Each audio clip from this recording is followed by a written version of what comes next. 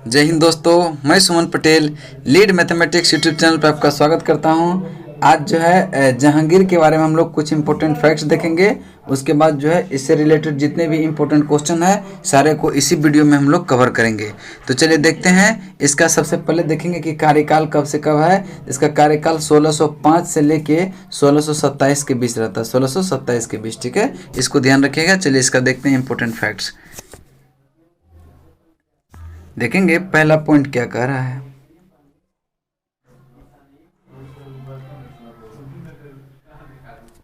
जहांगीर का जन्म 30 अगस्त 1569 को हुआ था। इसका पहला विवाह जो है अंबर के राजा भगवान दास की पुत्री और राजा मान सिंह की बहन मानबाई से हुई थी। किससे हुई थी? मानबाई से 1585 ईस्वी में। 1585 ईस्वी में खुसरो मानबाई की संतान था।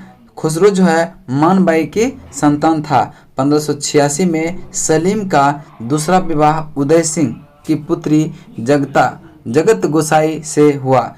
शहजादा खुर्रम इसी का पुत्र था। देखिए, जहांगीर का जो पुत्र था खुसरो, वह किसका पुत्र था? वह मानबाई से पैदा हुआ था। और खुर्रम जो था वह किससे हुआ था? जगत गोसाई से। चलिए देखते हैं नेक्स्ट पॉइंट आगे। कहता है कि आगरा के किले में 1605 ईस्वी में जहांगीर का राज्याभिषेक हुआ और उसे नूरुद्दीन मोहम्मद जहांगीर बादशाही गाजी की उपाधि धारण कर जहांगीर ने अपने पक्ष के सरदारों को उच्च पद प्रदान किए, जिसमें से एक अबुल फजल का हत्यारा राजा बीर सिंह बुंदेला भी था। जिसमें क्या था? एक राजा बीर सिंह बुंदेला भी था जिसने अबुल फजल की हत्या किया था। अकबर की परंपरा को स्थापित रखते हुए जहांगीर ने अपने शासन उदारता से आरंभ किया और गद्दी पर बैठते ही उसने विभिन्न लोकहितकारी आदेश दिए। चलिए नेक्स्ट देखेंगे। कहते हैं कि दो असफ़ा एवं सिंह असफ़ा तथा प्रथा जो है जहांगीर ने चलाई थी। क्वेश्चन डायरेक्ट पूछेगा कि दो असफ़ा और सिंह असफ़ा प्रथा किसने चलाई थी? तो जहांगीर ने। इसके अंतर्गत बिना जात पद बढ़ाए ही मनसबदारों को अधिक सेना रखनी पड़ती थी। चलिए देखते हैं आगे इसका मतलब क्या होता है कि दो असफ़ा का मतलब क्या? इसमें जो है मनसबदारों को अपने सवार पद के 2 गुने घोड़े रखने पड़ते थे। और सिंह असफ़ा का मतलब इसमें मनसबदारों को अपने सवार पद के 3 गुने घोड़े रखने होते थे। चलिए नेक्स्ट देखेंगे। 1615 ईस्वी में राणा अमर सिंह तथा मुगल बादशाह जहांगीर के मध्य चित्तौड़गढ़ की संधि हुई। चित्तौड़गढ़ की संधि कब हुई? 1615 में। किसके बीच? राणा अमर सिंह और मुगल बादशाह जहांगीर के मध्य। इसमें जो है राणा ने मुगल बादशाह की अधीनस्था स्वीकार कर ली तथा बादशाह जहांगीर ने राणा को चित्तौड़ यानी कि दुर्ग की किलाबंदी न करने की शर्त के साथ समेत समस्त भूभाग वापस कर दिया जो अकबर के समय में मुगल आधिपत्य में था। आगे चलते हैं। क्वेश्चन अगला पॉइंट कहता है कि जहांगीर से विवाह के बाद नूरजहां ने जुनता दल का निर्माण किया। जहांगीर से विवाह के बाद जो है नूरजहां ने जुनता दल का निर्माण। इस गुट के प्रमुख सदस्य एतमादुल्ला या मिर्जा गियास बेग जो नूरजहां का पिता था, असमत बेगम जो नूरजहां की मां थी, और आसफ खान नूरजहां का भाई, एवं शाहजादा खुर्रम बाद में उसका नाम क्या हो गया? शाहजहां। इस गुट का प्रभाव 1627 ईस्वी तक रहा। इस गुट का प्रभाव जो है कब तक रहा? 1627 ईस्वी तक रहा। चलिए इसके बाद देखते हैं पॉइंट। कहता है कि नूरजहां से प्रभावित जहांगीर के शासनकाल को 2 भागों में बांटा जा सकता है। एक 1611 से 22 तक के शासनकाल और एक 22 से 27 के बीच। प्रथम काल में खुर्रम नूरजहां गुट का सदस्य था, लेकिन दूसरे काल में खुर्रम इस गुट से अलग हो गया था। दूसरे शासनकाल में क्या हुआ था? खुर्रम इस गुट से अलग हो गया था। चलिए आगे पॉइंट चलते हैं। विलियम हॉकिंस जो कि 1608 से 1611 जहांगीर के दरबार में भेजा जाने वाला ईस्ट इंडिया कंपनी का राजदूत था। मुगल दरबार में उपस्थित होने वाला पहला अंग्रेज था। जहांगीर ने हॉकिंस को इंग्लिश खान की उपाधि देकर आर्मेनिया की एक स्त्री से उसका विवाह कर दिया था। किससे विवाह किया था? आर्मेनिया के एक स्त्री से, उसी से विवाह कर दिया था। जहांगीर के दरबार में आने वाले दूसरे शिष्टमंडल का नेतृत्व करता सर थॉमस रो थे। सर थॉमस रो थे। चलिए देखेंगे नेक्स्ट पॉइंट। कहता है कि सर थॉमस रो जो कि 1615 से 19 ईस्वी ब्रिटेन के राजा जेम्स प्रथम के दूत के रूप में 18 सितंबर 1615 को सूरत पहुंचा। जनवरी 1616 में वह अजमेर में जहांगीर के दरबार में उपस्थित हुआ। उसे बादशाह के साथ मंडू, अहमदाबाद तथा अजमेर जैसे अनेक स्थानों पर जाने का अवसर मिला।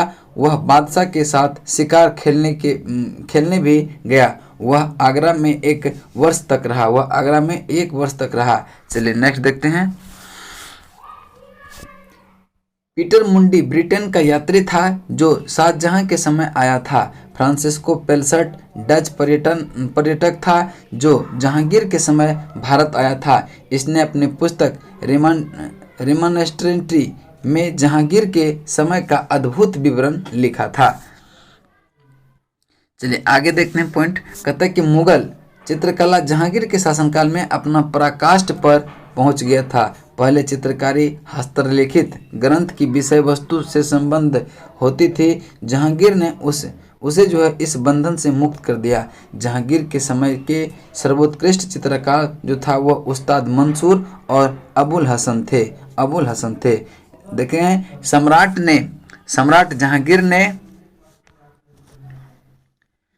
जहांगीर ने उन दोनों क्रम नादिर उल अस्त्र जिसको उस्ताद मंसूर और नादिल उल जमा अबुल हसन की उपाधि प्रदान की थी। उस्ताद मंसूर प्रसिद्ध पक्षी विशेषज्ञ चित्रकार था, जबकि अबुल हसन को व्यक्ति चित्र में महारत हासिल था। जहांगीर एक उच्च कोटि का लेखक तथा समालोचक था। उसने अपनी आत्मकथा फारसी भाषा में लिखी और उसका तुजुक ए जहांगीरी नाम रखा था। उसका नाम क्या रखा? तुजुक ए जहांगीरी। जहांगीर के सबसे बड़े पुत्र खुसरो ने जहांगीर की गद्दी पर बैठने के शीघ्र बाद विद्रोह कर दिया जो 1606 में पराजित हुआ। 1623 में इसे शहजादे खुर्रम के विद्रोह का महाबत खां के नेतृत्व वाले मुगल सेना ने दमन किया। 1626 में महाबत खां ने जहांगीर के विद्रोह किया था। चलिए नेक्स्ट पॉइंट देखते हैं। कहते हैं कि मुगल बादशाह बाबर एवं जहांगीर के मकबरे क्रमशः काबुल में, यानी कि बाबर का कहाँ? काबुल में, और जहांगीर का शहादरा यानी लाहौर में स्थित है। ये क्रमशः अफगानिस्तान एवं पाकिस्तान में, यानी काबुल कहाँ है? अफगानिस्तान में, और शहादरा पाकिस्तान में। एतमाउद्दौला का मकबरा नूरजहां ने 1622 से 28 ईस्वी के मध्य में अपने पिता मिर्जा गियास बेग की याद में बनवाया था। यह पहली कृति है जो पूर्णतया संगमरमर से बनाई गई। इसमें गुदाई एवं संगमरमर के अलावा पित्रा का प्रयोग सजावट हेतु पहली बार किया गया था। चलिए नेक्स्ट देखते हैं। कहता है कि गोविंद महल मध्य प्रदेश के दतिया में स्थित 7 मंजिला महल है। इसका निर्माण 1614 में वीर सिंह देव द्वारा पत्थरों से करवाया गया था। तो यहाँ तक आपका क्या होता है, इतना इंपॉर्टेंट फैक्ट था उसका डिस्कशन हो गया। अब इससे संबंधित जितना भी रिलेटेड प्रश्न है वो सारे को हम लोग एक एक पॉइंट को डिस्कशन करते हैं। चलिए, 2 असफ़ा एवं सिंह असफ़ा प्रथा किसने शुरू किया था? तो ये राइट आंसर होगा जहांगीर ने, ऑप्शन बी। देखेंगे इसका, देख 2 असफ़ा एवं सिंह असफ़ा प्रथा जहांगीर ने चलाई। इसके अंतर्गत बिना जात पद बढ़ाए ही मनसबदारों को अधिक सेना रखनी पड़ती थी। चलिए नेक्स्ट चलते हैं। क्वेश्चन नंबर 2 कहता है कि मुगल मनसबदार व्यवस्था के संदर्भ में निम्न कथन पर विचार कीजिए कि उपरोक्त में से कौन सा कथन सही है। देखिए, जात एवं सवार पद प्रदान किए जाते थे, ये आपका क्या है? सही है। ये आपका सही है। क्या है? सही है। जात एवं सवार पद प्रदान किए जाते थे, सही है। और मनसबदारों के 3 वर्ग होते थे, मनसबदारों के 3 वर्ग होते थे, यानी कि 1 और 3 आपका सही है। मनसबदार आनुवंशिक अधिकारी होते थे, ये गलत है। दीवान कार्यालय द्वारा इसको वेतन दिया जाता था, ये भी गलत है। यानी कि 1 और 3 आपका क्या है? सही है। चलिए इसकी व्याख्या देख लेते हैं।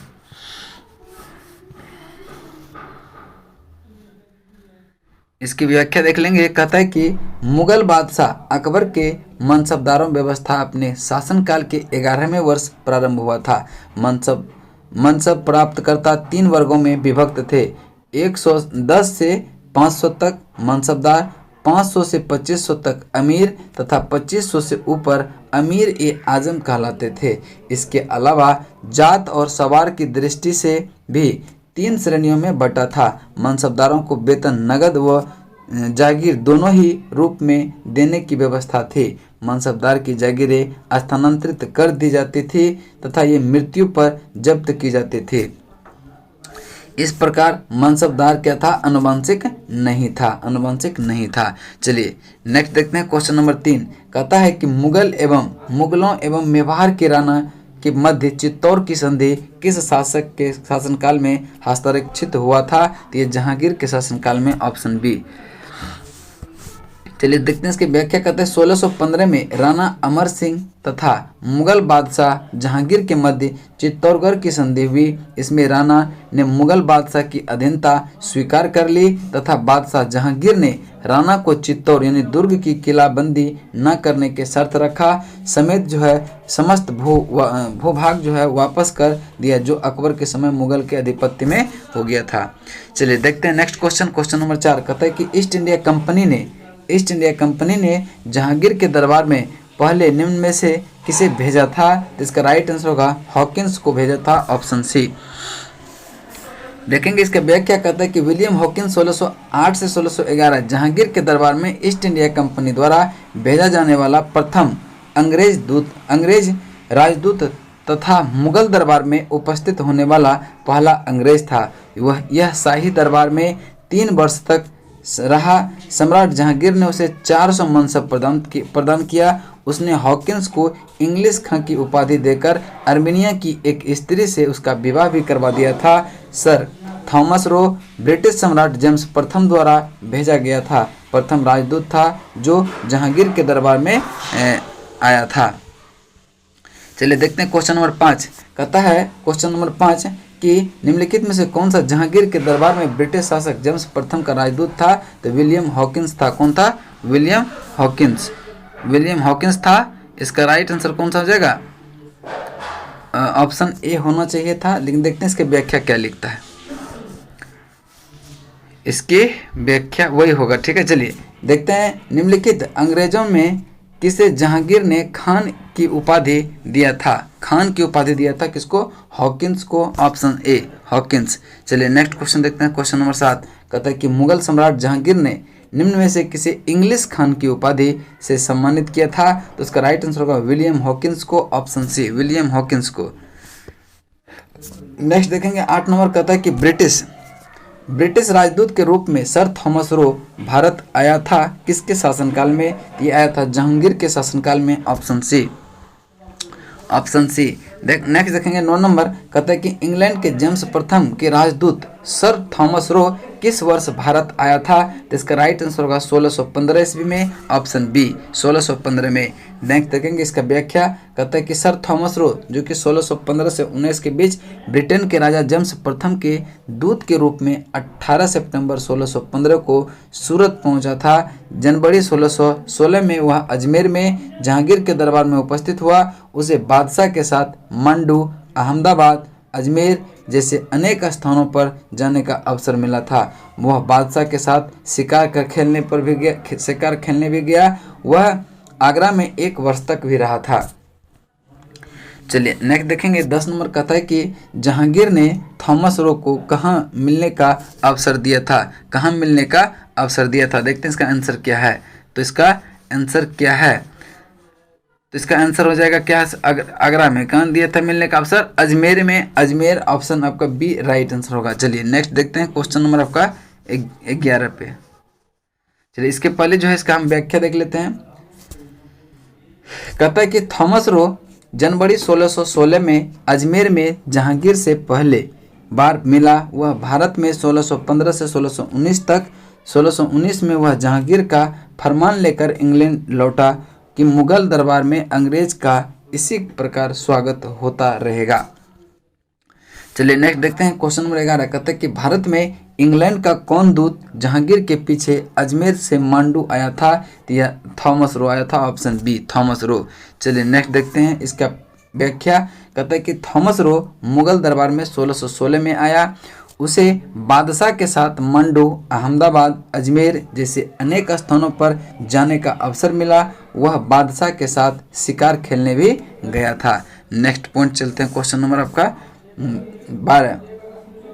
एक डच पर्यटक जिसे जहांगीर के शासनकाल का मूल्यांकन विवरण दिया था वह कौन था? तो वह फ्रांसिस्को पेलसर्ट था, ऑप्शन ए फ्रांसिस्को पेलसर्ट। चलिए इसके व्याख्या देख लेते हैं। कहता है कि पीटर मुंडी ब्रिटेन का यात्री था जो शाहजहां के समय आया था। निकोलो मनुची इटली का यात्री था जो उत्तराधिकारी युद्ध के समय भारत आया था। विलियम हॉकिंस जहांगीर के समय भारत आया। फ्रांसिस्को पेलसर्ट डच पर्यटन था जो जहांगीर के समय भारत आया। इसने अपनी पुस्तक रिमंट्रेस्टी में जहांगीर के समय के अद्भुत विवरण लिखा था। क्वेश्चन नंबर 13 कहता है कि निम्न विदेशी यात्रियों में किसने जहांगीर के शासनकाल में भारत की यात्रा किया था? तो ये फ्रांसिस्को पेलसर्ट ने किया था, ऑप्शन बी फ्रांसिस्को पेलसर्ट ने। चलिए इसके नेक्स्ट क्वेश्चन देखते हैं। क्वेश्चन नंबर 14 कहता है कि किस मुगल शासक का मकबरा भारत में नहीं है? तो देखेंगे कि जहांगीर का मकबरा भी भारत में नहीं है और बाबर का भी मकबरा भारत में नहीं है।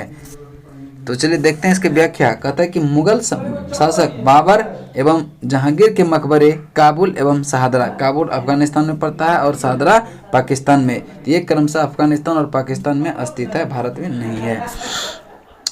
चलिए नेक्स्ट देखते हैं 15 नंबर। कहता है कि सम्राट जहांगीर को कहाँ दफन किया गया? तो इसका राइट आंसर होगा लाहौर में, ऑप्शन सी लाहौर में। नेक्स्ट क्वेश्चन है 16 नंबर। कहता है कि निम्नलिखित में से किसका मकबरा भारत से बाहर स्थित है? तो इसका राइट आंसर होगा जहांगीर का, ऑप्शन डी जहांगीर का, शाहदरा में, पाकिस्तान।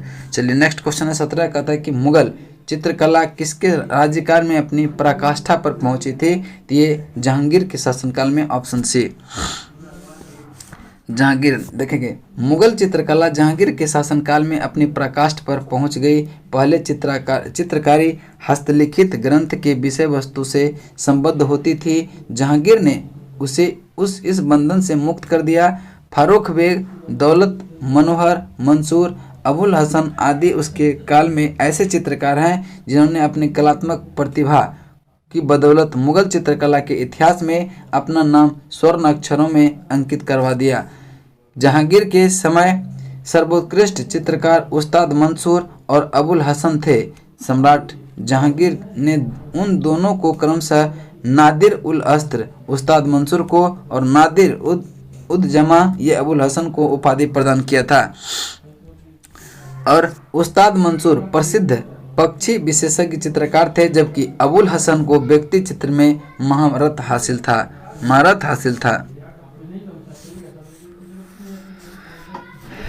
नेक्स्ट क्वेश्चन देखते हैं। क्वेश्चन नंबर आपका 18 कहता है कि मुगल चित्रकला किसके नेतृत्व में अपने शीर्ष बिंदु पर था? इसका राइट आंसर होगा जहांगीर के शासनकाल में, ऑप्शन ए। नेक्स्ट क्वेश्चन चलते हैं। क्वेश्चन नंबर आपका 19 कहता है कि निम्नलिखित चित्रकारों में से किसे जहांगीर ने नादिर उज जमा की पदवी दी थी? तो आपका राइट आंसर होगा अबुल हसन को, option A Abul Hasan. Next question चलते हैं। क्वेश्चन नंबर आपका 20।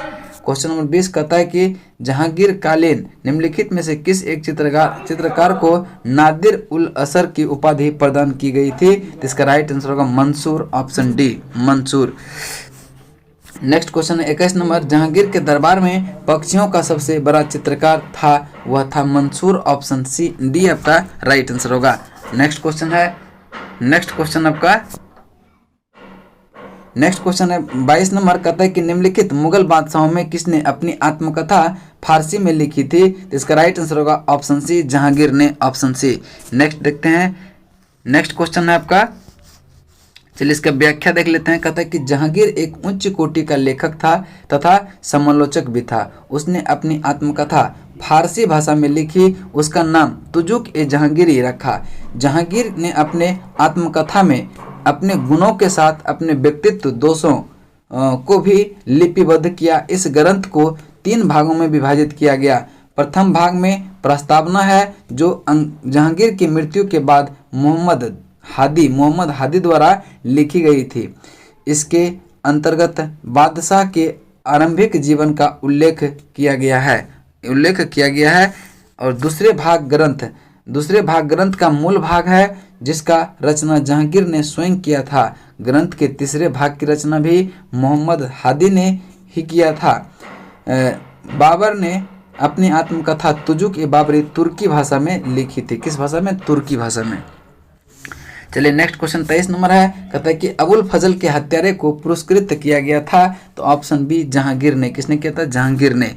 देखेंगे इसकी व्याख्या। कहता है कि 3 नवंबर 1605 को आगरा के किले में जहांगीर का राज्याभिषेक हुआ। उसने नसरुद्दीन मोहम्मद जहांगीर बादशाही गाजी की उपाधि धारण कर जहांगीर ने अपने पक्ष के सरदार को उच्च पद प्रदान किए, जिसमें से एक अबुल फजल का हत्यारा राजबीर सिंह बुंदेला भी था। अकबर की परंपरा को स्थापित रखते हुए जहांगीर ने अपने शासन उदारता से आरंभ किया और गद्दी पर बैठते ही उसने विभिन्न लोकहितकारी आदेश दिए। चलिए नेक्स्ट देखेंगे। कहता है कि निम्नलिखित जहांगीर के विद्रोह किया था। जहांगीर के विद्रोह किसने किया था? तो इसका राइट आंसर हो जाएगा कि ये खुर्रम किया था, महाबत खां किया था और खुसरो भी किया था। आसफ खान नहीं किया था। इसका राइट आंसर होगा option number D, option D, यानी कि 2, 3, 4 इसके जो है जहांगीर के विरुद्ध जो है इसने विद्रोह किया था। खुर्रम ने, महाबत खां और खुसरो ने। चलिए देखेंगे इसकी व्याख्या। कहता है कि जहांगीर के सबसे बड़े पुत्र खुसरो ने जहांगीर के गद्दी पर बैठने के शीघ्र बाद विद्रोह कर दिया, जो 1606 में पराजित हुआ। 1623 ईस्वी में शहजादे खुर्रम के विद्रोह का महाबत खान नेतृत्व वाली मुगल सेना ने दमन किया और 1626 में महाबत खान ने जहांगीर के विरुद्ध जो है फिर विद्रोह कर दिया था। चलिए नेक्स्ट देखते हैं 25 नंबर क्वेश्चन। कहता है कि खुसरो किस मुगल बादशाह का पुत्र था? खुसरो जो है किस मुगल बादशाह का पुत्र था? ये जहांगीर का बड़ा पुत्र था। ठीक है, जहांगीर का बड़ा पुत्र था खुसरो जहांगीर का सबसे बड़ा पुत्र था। यह जहांगीर की राजपूत पत्नी मानाबाई से उत्पन्न हुआ था। इसने अपने मामा मानसिंह एवं ससुर मिर्जा अजीज कोका की शाह पर अप्रैल जो है 1606 में अपने पिता जहांगीर के विरुद्ध जो है विद्रोह कर दिया था। जहांगीर ने खुसरो को आगरा के किले में नज़रबंद रखा, परंतु खुसरो अकबर के मकबरे की यात्रा के बहाने भाग निकला। बाद में खुसरो जहांगीर द्वारा समझाने का प्रयास असफल होने पर भैरोबाल नामक स्थान पर पिता पुत्र के मध्य युद्ध हुआ, जिसमें जो है खुसरो पराजित हुआ। इसको पकड़कर कैद में डाल दिया गया। कालांतर में खुसरो द्वारा जहांगीर की हत्या के षड्यंत्र रचने के कारण इसे अंधा करवा दिया गया। खुर्रम